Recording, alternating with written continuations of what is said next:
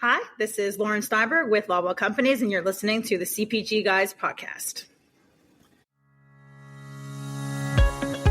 Welcome to the CPG Guys podcast. Your hosts, Shri Rajagopalan and Peter V.S. Bond, explore how brands and retailers engage consumers in an increasingly digitally driven world.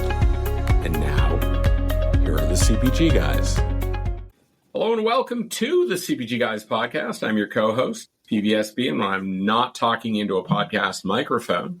I work at Flywheel, a division of Omnicom. My co-host, he is an industry luminary.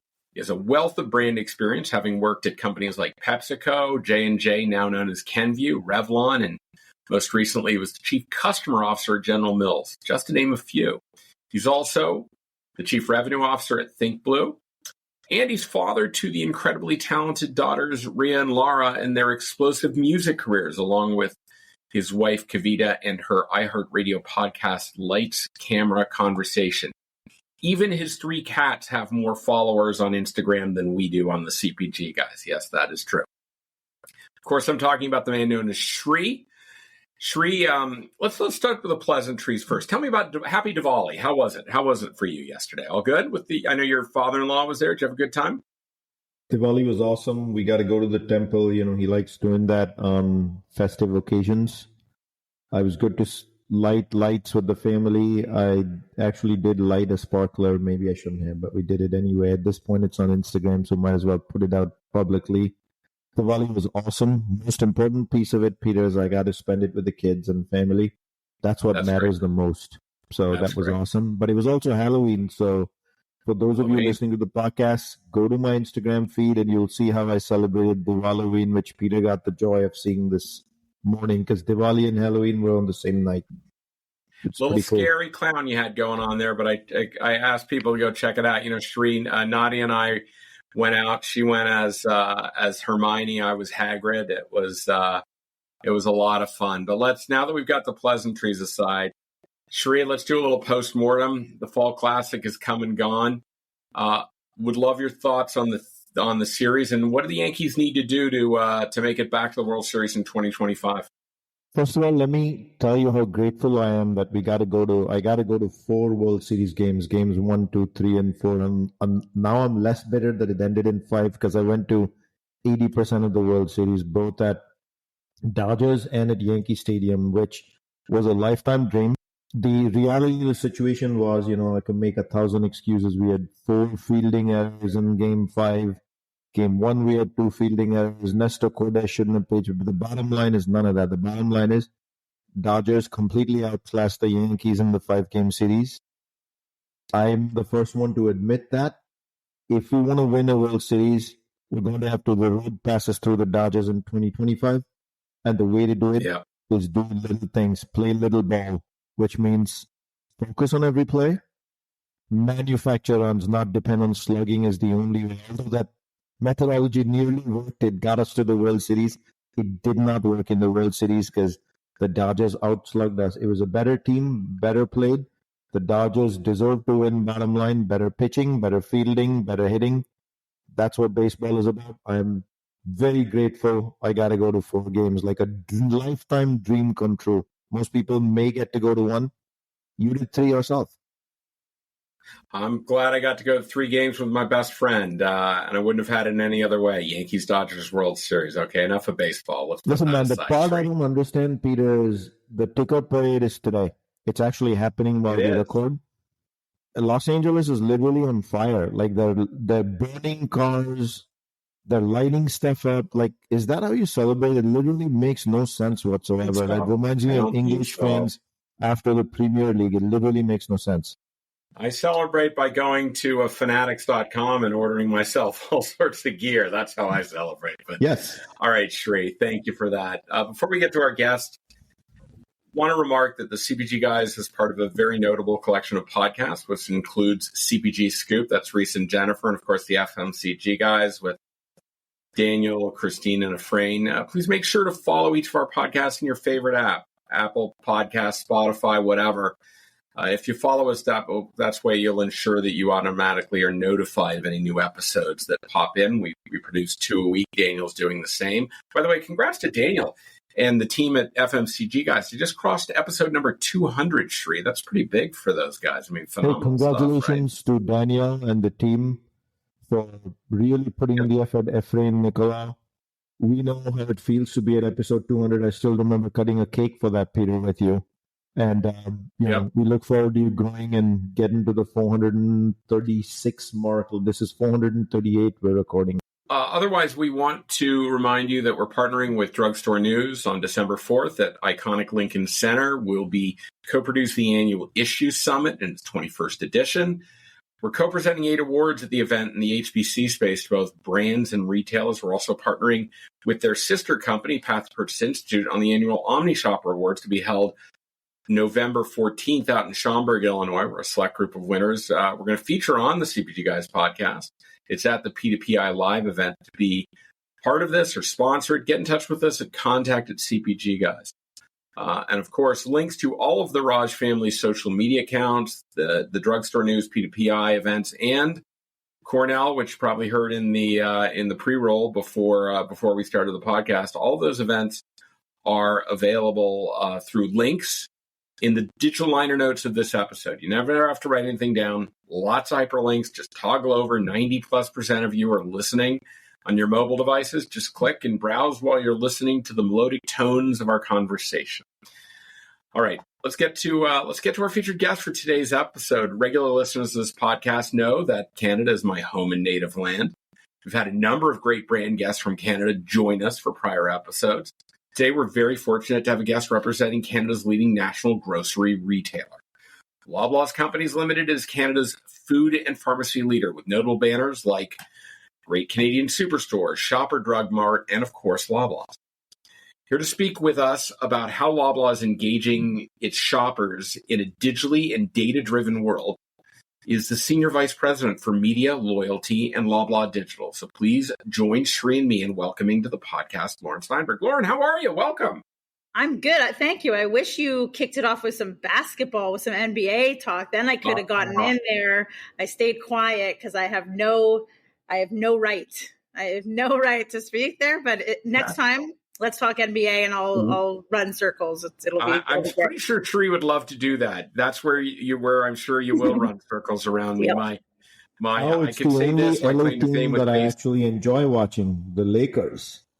I'll tell you this, Lauren, you'll find this interesting. When I was living in Toronto growing up, I went to the very first Blue Jays home game out at the X. It was great. I remember those good old days. They didn't win a lot of games, but boy, and it was cold. It was actually snowing the opening day back in the 70s, but it was fun. But whenever I visited Toronto for work, I made sure to get a room at the Marriott, which overlooks Rogers Center. And my brother also lives right next to Rogers Center. So from his 23rd floor apartment, from the balcony, we can actually watch games. Look in. Yep. That's pretty good stuff. Pretty cool. That's Hey, Lauren, Shri, I've got some great questions for you today because we really want to dig in to where Loblaw is going with digital loyalty, e-commerce, and retail media. But before we get to those questions, you want to just give our audience a brief overview of what your remit is at Loblaw Companies? Yeah, for sure. And maybe before that, I could just quickly tell everyone what Loblaw is, because I know there's a large portion of your what do they call it when you've listed? Not viewership, but I guess your listeners. Followers. We'll call them followers, that are probably not familiar because you're mostly in the States. But for those that don't know, Loblaw is Canada's largest retailer. We do about $60 billion in annual sales, and we operate across many verticals, the largest being grocery, but we've also got a very large footprint in pharmacy, beauty. We're the largest beauty retailer in the country. Apparel through our Joe Fresh brand, which also participates in some U.S. retailers.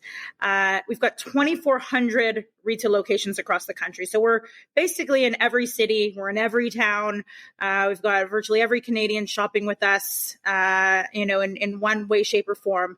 And then to top it all off, we've also got the country's most beloved loyalty program, PC Optimum, which I'll talk a little bit about. We've got an award-winning bank with one of the best credit card value propositions in the country, and we've got an incredibly successful e-commerce business, which that's probably where I spent the most time during my tenure at Loblaw. I joined Loblaw in 2013. At the time, we had no e-com business. Today, like I said, we're lucky to boast over $3 billion in annual e-com sales. And just under a year ago, I expanded my portfolio to include media and loyalty, meaning I'm now responsible for, what you could basically look at as some emerging growth engines for the company, given, we've been a retailer for over 100 years. These are some of the new pursuits that or new ventures that we're exploring. And this move was very intentional. The three other, portfolios, or those three portfolios coming together, they're largely dependent on each other to be successful. All just like digital and particularly e-commerce. They need retail media dollars to drive profitability. In return, digital, that's the team that builds all the technology to power our retail media's offering and, all the platforms that they monetize. So there's a lot of opportunity and cross-pollination there. And that's why those groups came together under myself. So it's been an excellent accelerant for all parts of my portfolio. And I'm excited to share a little bit more today. Well, this is going to be a great conversation, Lauren, because if you follow this podcast, you know how much we love to talk retail media. It is increasingly, if not one of the most important topics that comes up on this podcast. Yes. So to our audience, we're going to include in the digital liner notes of this episode links to Lauren's LinkedIn profile, the Loblaw Companies LinkedIn page, and Loblaw Advance's website. So if you want to learn more about what we're discussing today, just click there and you can connect with Lauren. You can learn more about the details behind what we're about to get into. So why don't we do that? You made mention of the fact that Loblaw is known by many names in Canada. Would love for you to dimensionalize the Loblaw business beyond, you gave us an idea of the revenue, key metrics, particularly around your addressable audience, and fundamentally why brand advertisers should be working with Loblaw as a mechanism to effectively and measurably reach your customers. Yeah. Oh, so many reasons. I mean, obviously, as a retailer, we're looking at market share. But at the end of the day, most CPGs in the country are doing 30, 40, 50% of their sales in our, retail and e-commerce channels. And so in theory, if you're growing your business with us, you're growing it, across the country. We have a first mover advantage when it comes to a lot of these kind of emerging channels. Loyalty, we've been around, we've been doing it, best in class for as long as most Canadians can remember. Obviously, we took the two largest loyalty programs in the country, Shoppers Optimum and PC Plus, and we combined those about, what is it now? I don't know, 7 or so years ago. And what that unlocked was an incredible amount of data and insights, and gives us an opportunity to share those in a very customer friendly way with CPGs nationally. And so we've built a pretty robust media ecosystem that allows customers, our clients, I guess, or there's so many versions of customer depending on what hat I'm wearing, but it allows CPGs to reach their customers in the most efficient way and actually start, times are tough for CPGs, for retailers, right? There's high pressure, particularly for CMOs, to start measuring the effectiveness of every single dollar that they're spending. And so that is really what we are trying to do, make sure that every dollar being spent, whether it's in our ecosystem or outside of our ecosystem, can be measured and tracked back to a conversion, right? Deterministically. And so we've built this incredible ecosystem of on-site media, right? So giving folks access to our $3 billion of e-commerce eyeballs. And actually, I'd be remiss if I didn't mention loyalty, our digital loyalty platform in particular, because our PC Optimum app, PC Optimum, the program, our loyalty program, has 18 million members. And if you know Canadian, like the Canadian population, that's pretty much everybody that is kind of allowed to have a phone and apps. But we also have 10 million people who have downloaded that app. We've got 6 million using it on a monthly basis to inform their shop. And I know we'll talk a little bit about it, but the customer's journey is changing quite a bit. And so offering folks on-site media options, off-site media using, our powerful audiences, our data to target their customers elsewhere, in-store media, so we can leverage in-store audio and screens and connecting that all together and then tying this all back to performance. That is what we are uniquely positioned to do. And it all continues to go back to our loyalty platform and the data that we have that sits inside there, because 70% of customers at checkout are scanning that code to get points, to be rewarded, because we continue to invest, over $1 billion in points every year into that ecosystem. And so it's just an incredible value proposition for both sides of the coin. Vendors or CPGs, brands can reach their customers, and we can continue rewarding our customers, Loblaw's customers, for shopping with us.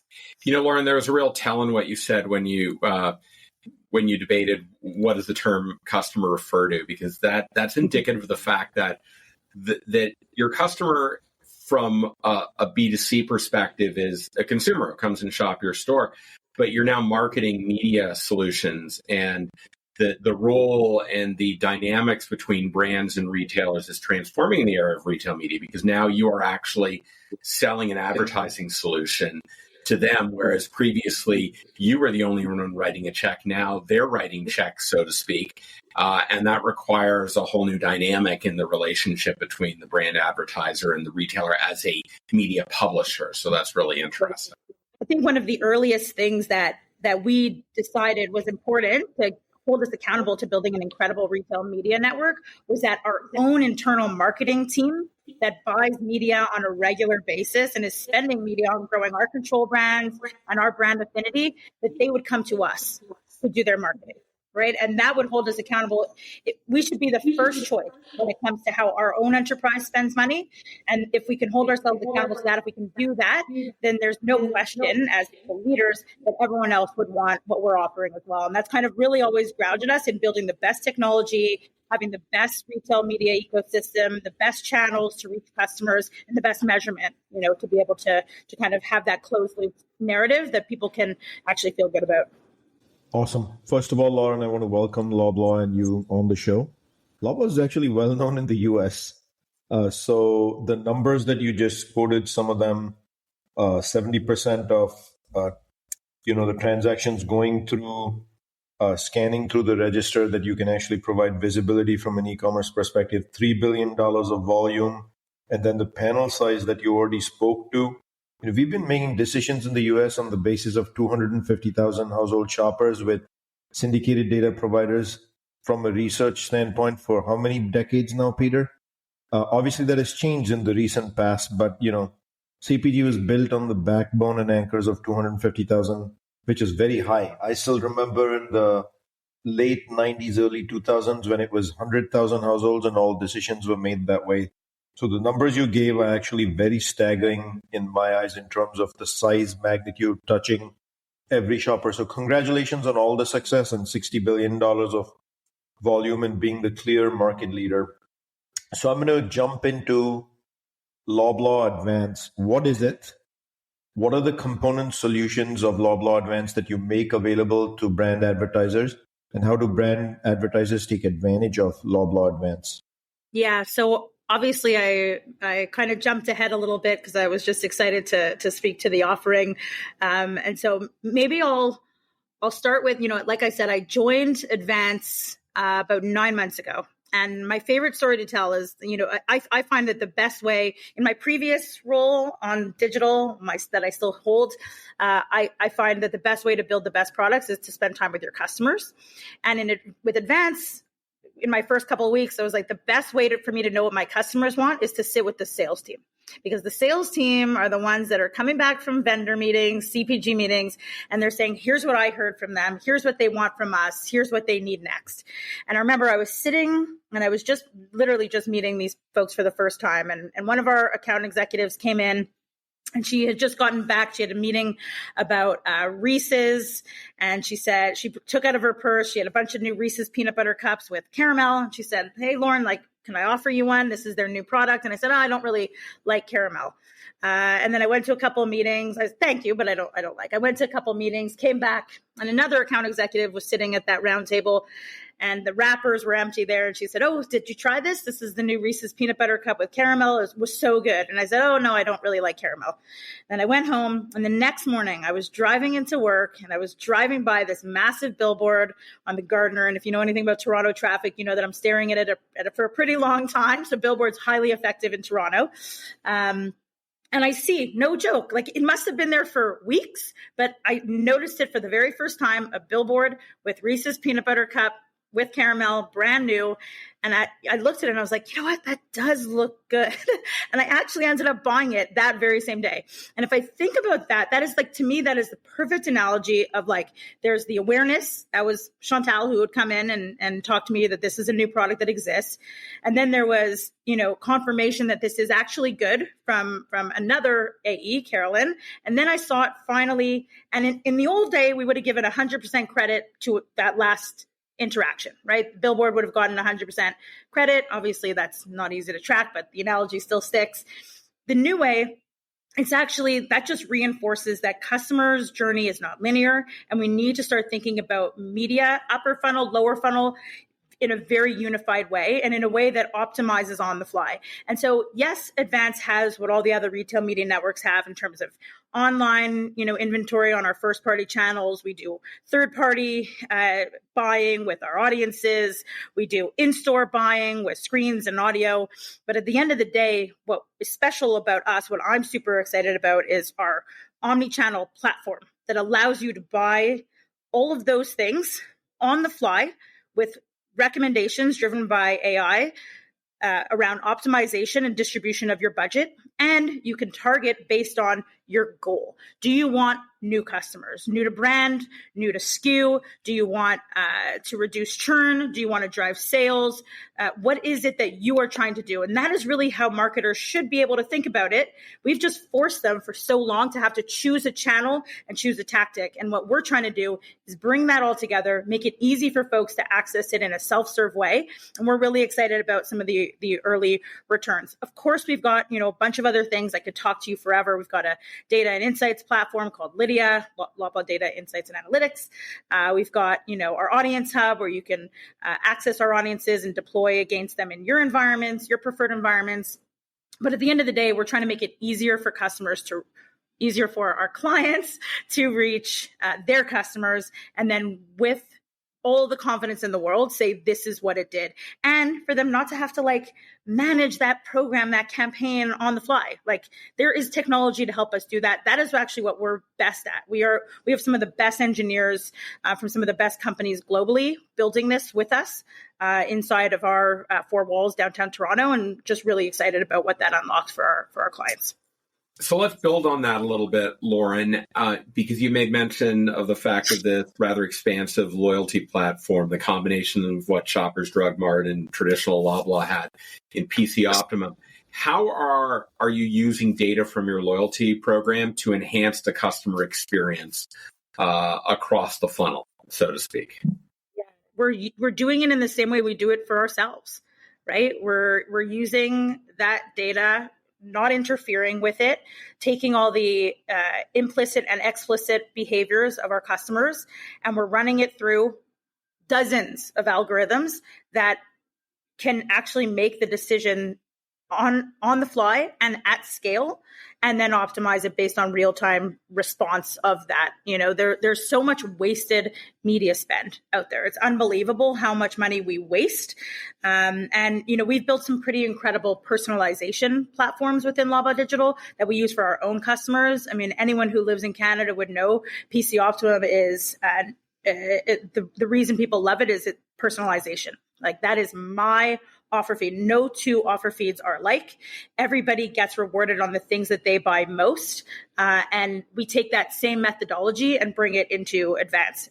And obviously the recipe, that's the secret sauce. I can't get too into the details of that, but ultimately we're able to target with precision because we know exactly who you want to reach. Sometimes you tell us, and sometimes the machine will tell you. And we're able to know exactly what they purchased based on what they saw. And then we can optimize based on your objective on the fly. And so the goal is to set it and forget it, but learn with it, right? People, we go into client meetings and they're like, well, how does it optimize? I'm like, I wish I could tell. That's like saying, well, how does Google search choose the perfect results for you? And of course, there's a million different parameters, but I think what we've proven is that clients can trust us because it actually performs. We always A/B test. We always have a control and a test group to make sure people know the fully incremental lift of every dollar that they're spending. That we hold ourselves accountable to. We always have, and so that's, I think, a big differentiator for sure. Shri, I heard Lauren say incrementality. Didn't hear her say ROAS. Are we beyond ROAS now? Are we beyond that now? Can we just say I've already got notes we're here. Now at the point where we're actually measuring? Forget about all that, Peter. I've got notes here where she mentioned AI guided. And so we're going to have to come back to it at some point. Good. It is the good stuff. Hottest buzzword in the industry that y'all have actually converted from a buzzword of just the word AI into actionable AI, meaningful AI, call it what you want. Applied AI is the right word that comes to mind. We'll get back to it at some point. You started talking to us about personalization, so it's the perfect segue. You just mentioned personalization results into the proper rewards for your customers, and A/B tests actually result in the incremental lifts if that's a brand goal based on the fact that you're actually doing that by campaign for brands.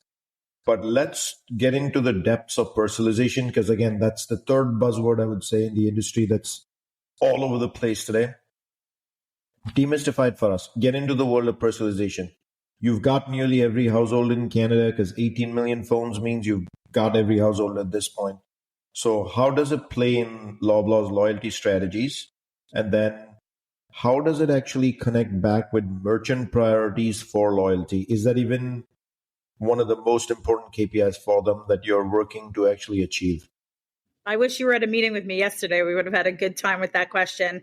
So personalization, you're right. These are all buzzwords, but the reality is this is what retail runs on, right? Personalization, AI, this is not new. We've been doing, these things for a very long time.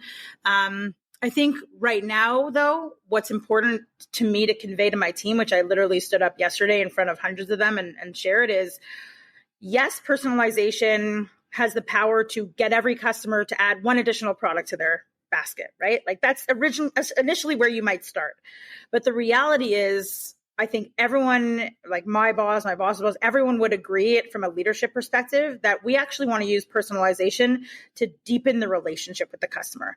And I always say to my team, it's about showing customers what they want to see, but it's just as importantly about not showing them the things that they could care less about, right? Every pixel is so important, particularly in a media-driven world, that you've got to make sure you use that canvas in the most efficient and effective way. And that's where personalization comes in. And so we've built a pretty robust, what we call engine, we call P13N, 13 characters between the P and the N in the word personalization. And that's intentional to differentiate between the concept of personalization and the platform within our four walls that powers it. And what P13N does is it's kind of, there's three components. The first is the controls. So if you think of this as the cockpit, and that's where our merchants can go in and build campaigns based on their objectives. The second is kind of the brains behind it, where you can kind of look at it, if I keep with the analogy, as autopilot. And that's really where we take the objective and the goals of the merchant, and we actually figure out the right channel. I feel like it's such a broken record, but it's true. The right message in the right channel at the right time, at the right frequency, right? And the last one is, the third component is really around measurement and optimization. Right. And that's based on, let's take the learnings. Now let's keep applying them to this campaign on the fly and every subsequent one. And what we're finding is that the lift is not only in the basket, but the lift is actually in the lifetime value. And that tells us we're doing the right thing. That tells us that we're showing customers what really is valuable to them. And sometimes that's not a product. Sometimes that's a service, right? We have a whole bunch of services. Sometimes that's a feature, right? So if a customer is starting to spend less, maybe personalization is actually about showing them our swap and save feature, right? Where it allows you to build your list that you use to go into store. But with the click of a button, you can see like for like products that are virtually the same, but potentially a different brand, or they're on sale, and we'll show them to you at a lower price. And customers are saving using those features. That might equate to, yeah, you're spending less today, but actually you're going to trust us more, and you're going to come back to us because you know that we're going to always make sure we offer you the best price, particularly now when value is so important. That's what matters, right? And so for us, that personalization engine, P13N, is about actually empowering everybody to do personalization, not to do a bunch of use cases of like, let's personalize this canvas, or let's personalize this subject line, or let's personalize this campaign. It's actually to give everyone the power to have every pixel personalized in their environment that they work on. So every product manager on our online grocery platform, and every engineer on building Joe Fresh, our apparel brand, and every product designer optimizing the PC Optimum app, they can personalize, right? They have the tools to, whether it's the design team or the build team or the operate team. It's kind of, we went through a very similar journey with experimentation about 6 years ago. Build the platform, enable the colleagues, serve the customer, and we're taking the same approach with personalization. I love that you're focusing on LTV, as a retailer rightly should, versus just basket incrementality. Brands need to get very serious about understanding how to build LTV via personalization, because with AI and the data you'll provide and the dominance in the Canadian household market, brands can actually dream of doing this and actually execute it and build for LTV with you, as opposed to just for the basket incrementality. Totally. And that's really a hard thing. I guess the biggest challenge has been in a retail environment for grocers. I mean, you both would know it very well. It's about daily trading, right? It's not about lifetime value. And so that is really, we are kind of we try to be the cheerleaders of LTV, and it's a journey. But it's, it's so important. It's hard to get people to sometimes to understand, sometimes to prioritize. But I think everyone can rally around it at the end of the day. Let me remind our audience that we are speaking today with Lauren Steinberg. She's the Senior Vice President of Media, Loyalty, and Loblaw Digital at Loblaw Companies Limited. So, Lauren, my question to you is, how is Loblaw delivering meaningful retail media performance measurement that's going to help brand advertisers kick the habit of the old world of linear television and print media, and ensure their boards, their leadership, that the investments they're making in Loblaw are actually moving the needle? Yeah, I mean, I guess the challenge has always been, to be frank, is like, the metrics that matter to one CPG are not the metrics that matter to the next.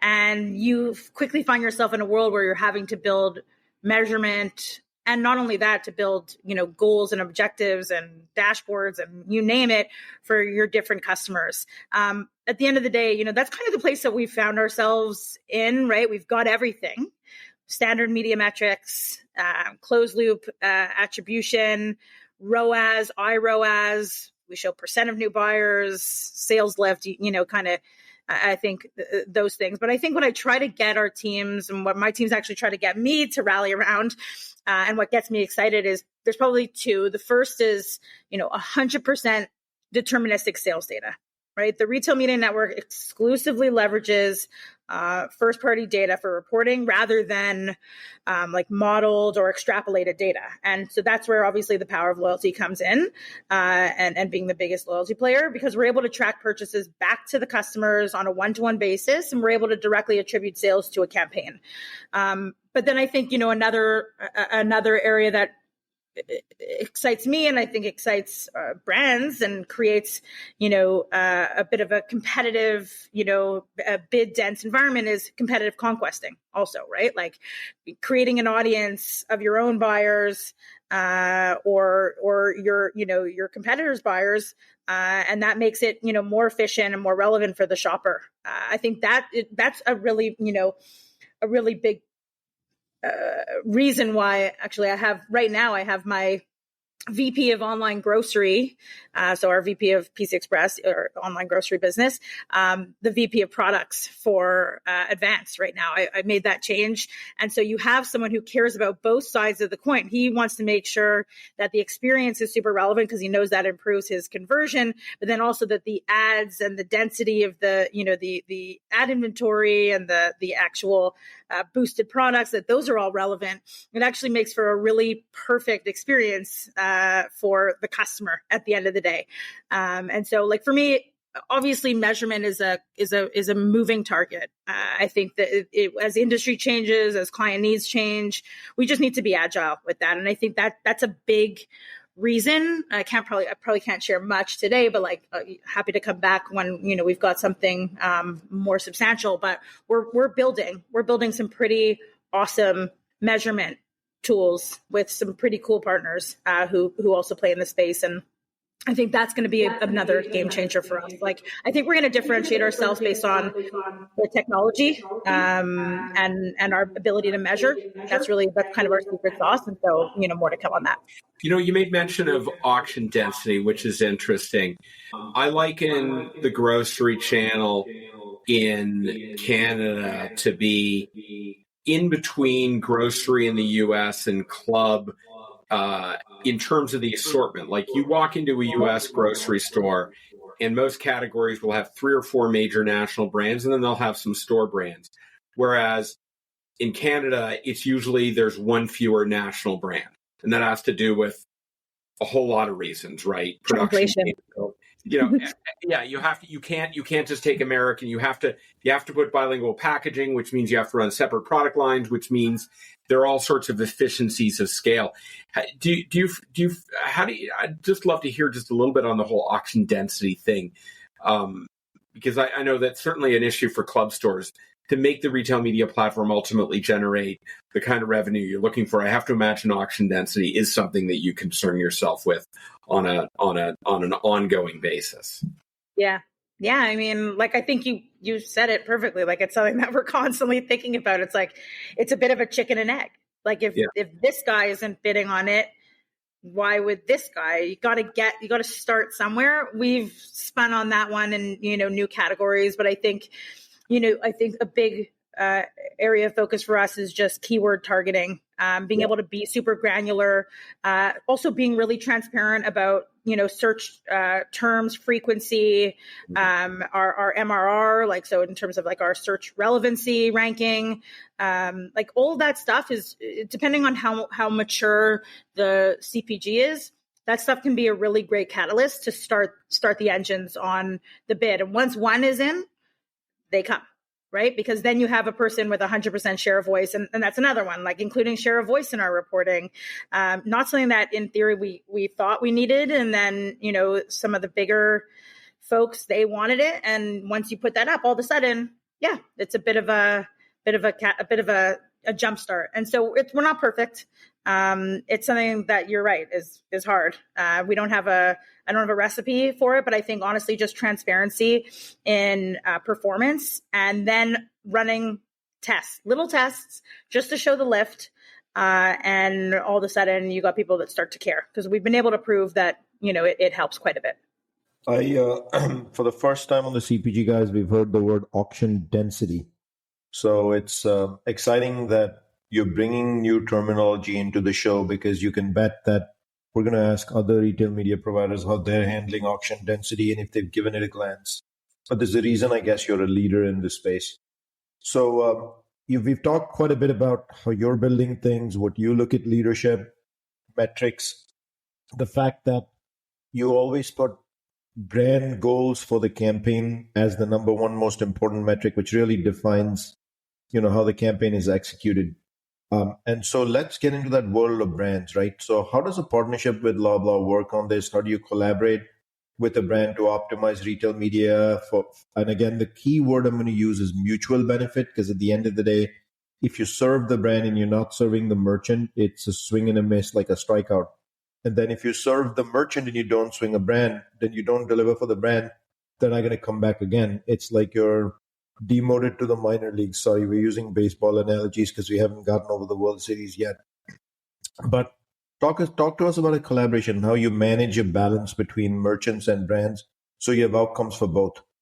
I mean, I guess like at a macro level, what's good for one is good for the other, right? Like our merchants want us to partner with our brands, with the brands that we do business with, to continue to generate investment from them and collaboration with them. We've given our merchants a playbook of like, hey, when your merchant or when your CPG calls you up and they're like, I'm having this challenge or I'm losing share in this SKU or what's happening with, they know it's like, is that a problem that Advance can solve? Yes, here's your person, right? A big change that we made pretty recently was reorienting our account executives against our retail categories.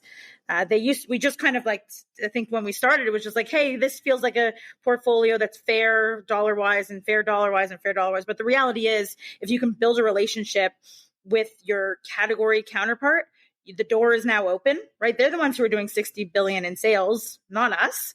If that door is open, then all of a sudden, and you're actually doing good work with those folks, then all of a sudden you're invited in and you get an opportunity to offer solutions. And so I think like, I talked about diversifying tactics, omni-channel, distribution of your media dollars, but we're also trying to encourage brands to just think about what their key objectives are before setting their media strategy. So like, are you looking to acquire new customers? Are you looking to maximize your sales? Are you launching a new product? Or if those are the opportunities that you're creating, give us a call. And as a brand, they need to be thinking about finding the right customers at every stage in the journey, right? For example, like we can target audiences in any part of that funnel, and then we can convert them into long-term brand advocates, right? And so that's the beauty of retail media is we help our partners find the right customers, and we also provide a closed loop measurement to assess if it worked. And I think that, the second our merchants understand that, the second we're in the room even when we're not. And so I think that's like, I don't know if that completely answers the question, but like, that's how I think about it at a macro level. It starts with the relationship between Advance and Loblaw category. And then that extends, we don't want to look like we're selling. We want to look like we're solving, and I think that the onus is on us to do that through proof. And I think we're getting there. Yeah. I want to go back to just how does a partnership work, right? Like, can you give us a little bit of a play-by-play on how to... Yeah. First of all, these they're in meetings every week with their clients. They have them easily accessible, but at the end of the day, like the framework is joint business planning, period reviews, open lines of communication, and access.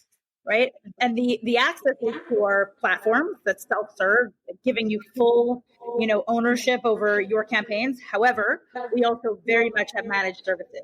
So we kind of have a portfolio of opportunities depending on what stage you are, what your budget looks like, how big your business is with us. If you're new to Advance or if you're kind of established, if you have a retail counterpart, you do business inside Loblaw or you're non-endemic, we've got something for everyone, if I'm honest. But ultimately, it's like we've got business development or we've got retail, and they come and bring their clients to us, and we work with them to understand their priorities, and we build programs that meet their needs. So, Lauren, let me shift over to privacy. I'd love to understand how you're balancing consumer privacy with the need for brands to target retail media campaigns, and how do you ensure that personalization doesn't feel intrusive to your shoppers? Like, are there categories that you exclude from personalization, or certain things that you make sure that you don't cross the line in the eyes of your consumers? Absolutely. I mean, we're Loblaw, right? We're constantly being scrutinized. And so we take that very, very seriously. We aren't very flexible. We've got, dedicated legal privacy, folks inside of Advance.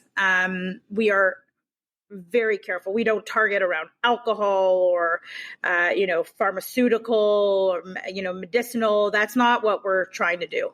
Right. We're really focused actually on CPGs, the ones that you know and love. And when it comes to data, it isn't really about handing it over. Right. And that's not because it's our secret sauce. It's because we care about our customers and how they might respond to something like that.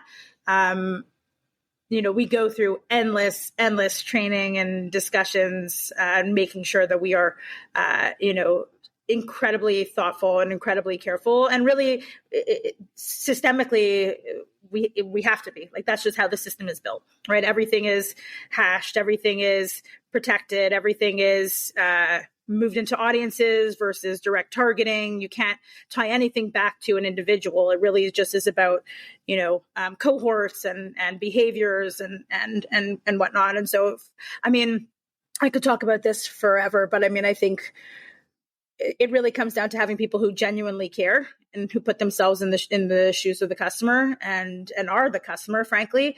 And we always err on the side of caution. And it doesn't matter if it's going to cost us millions of dollars. We're not going to do it if it doesn't feel right. And I think, we're very sensitive, very, very sensitive, probably the most sensitive company you could find in this country when it comes to that.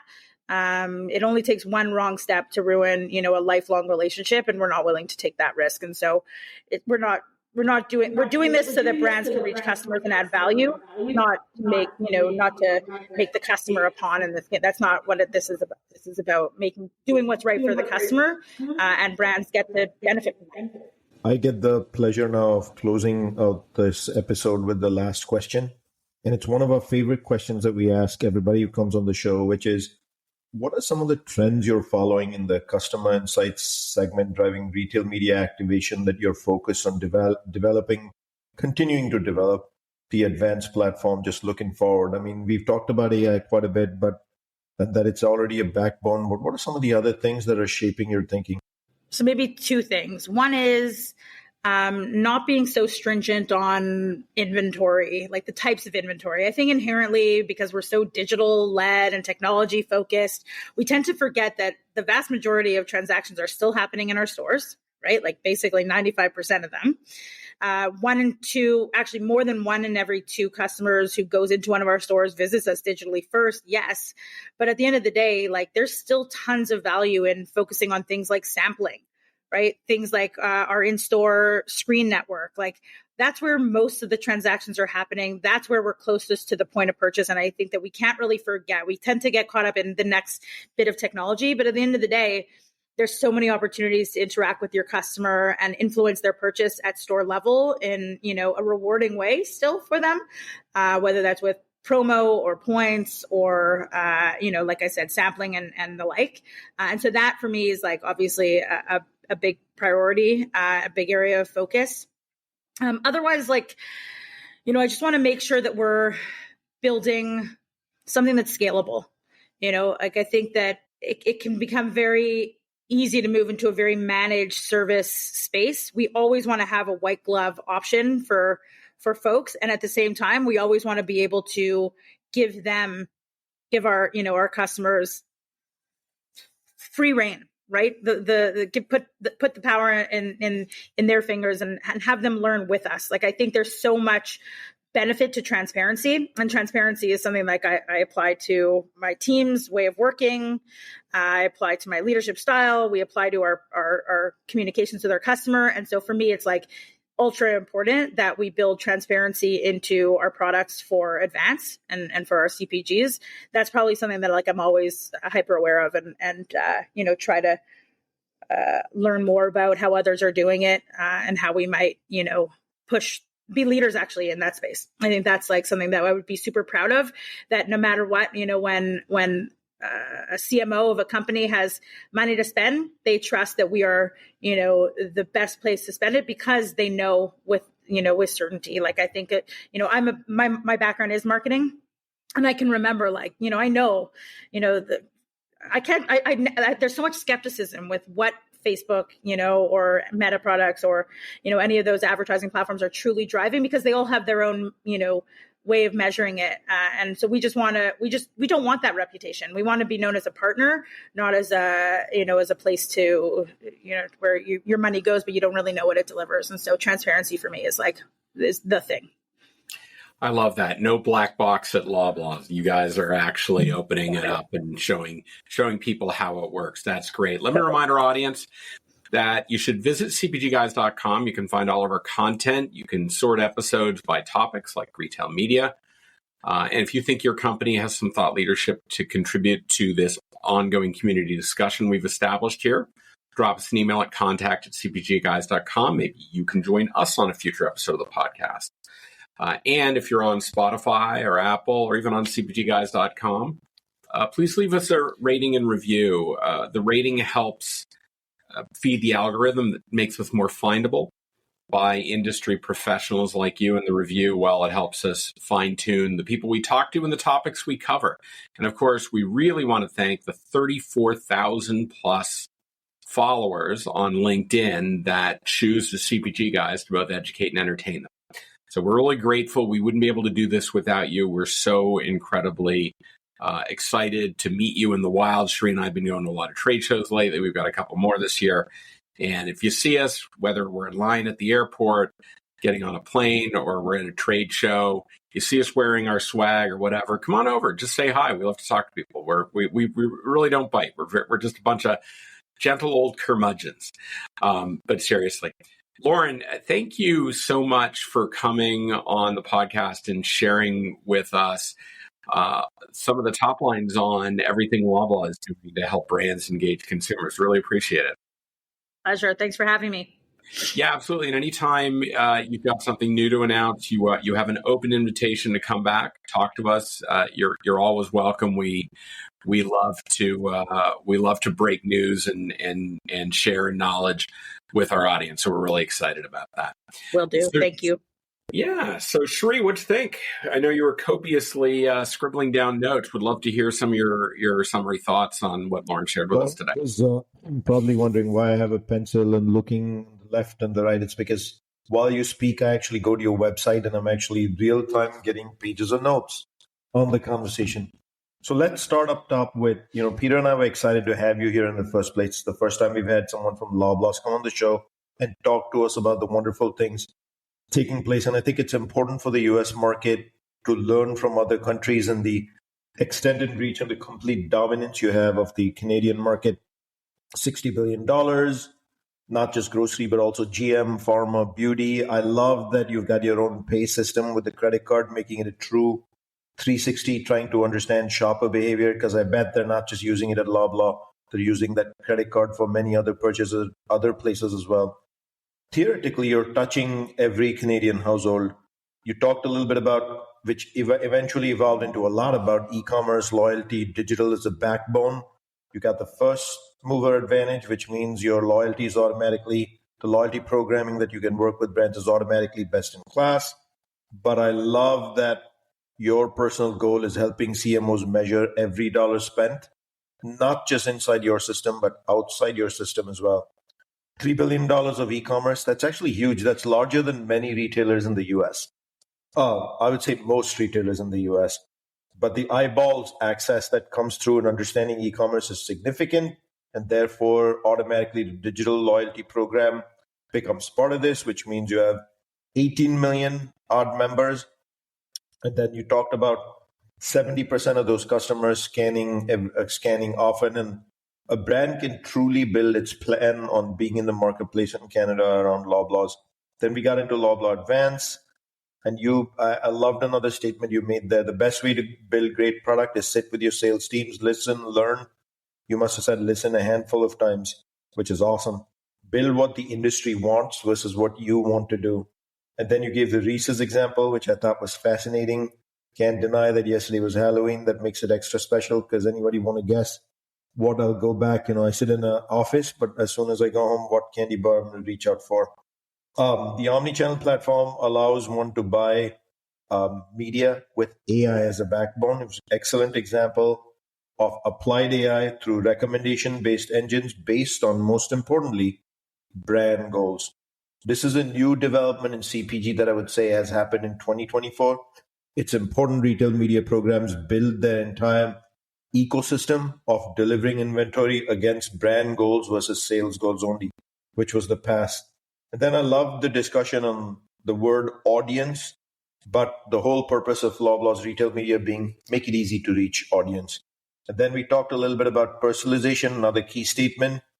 personalization to evolve to result into rewards for customers.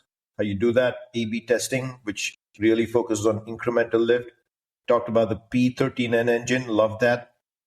Those sort of names are important because talked about the cockpit, the brains or the autopilot, and then the real goal of the brains and the autopilot and the cockpit being measured and optimized in real time. I love that yellow focus on LTV. LTV is important. It is the metric in an ecosystem after inflation, where large brands are losing households. That'll actually get a focus back on bringing households, and most important word, retaining them. Then we talked about measurement. Obviously, you've got the basics, iROAS, incrementality, ROAS, all the words that are important to brands in the industry. I loved this one word, and I'm going to say it loudly: deterministic sales data. First time somebody's come here on the show and said deterministic sales data, which means it's 1P, no model nonsense, which is awesome. We already talked about auction density. I mentioned it earlier. That's fabulous. And then how you build tools with partners, but tech and measurement. Normally people would say tech. You said tech and measurement is the anchor for you to continue to build tools, which is awesome. Privacy, I took for granted. You guys would have a wall around it. You kind of confirmed that. It's audiences versus individuals was the keyword there. And then you also mentioned you're not going to be stringent on inventory as one way or the highway, and wrapped it up with transparency is the backbone. And that's why CMOs, when they're ready to invest with you, they know with certainty they're going to get bang for the buck. That's a wrap, Peter.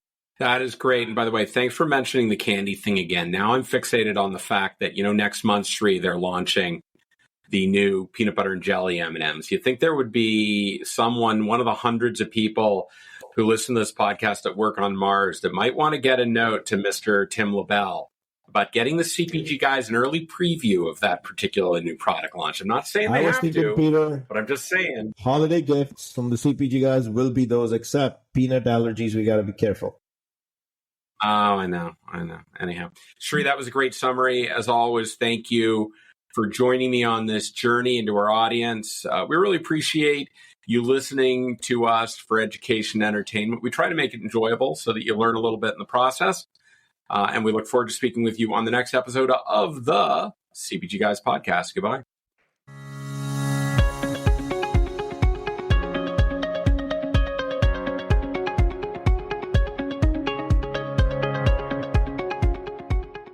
The content in this podcast episode is provided for general informational purposes only. By listening to our episode, you understand that no information contained in this episode should be construed as advice from CPG Guys LLC or the individual author, hosts, or guests, nor is it intended to be a substitute for research on any subject matter. Reference to any specific product or entity does not constitute an endorsement or recommendation by CPG Guys LLC. The views expressed by guests are their own, and their appearance on the program does not imply an endorsement of them or any entity they represent. The views expressed by CPG Guys LLC do not represent the views of their employers or the entity they represent. CPG Guys LLC expressly disclaims any and all liability or responsibility for any direct, indirect, incidental, special, consequential, or other damages arising out of any individual's use of, reference to, or inability to use this podcast or the information we present in this podcast.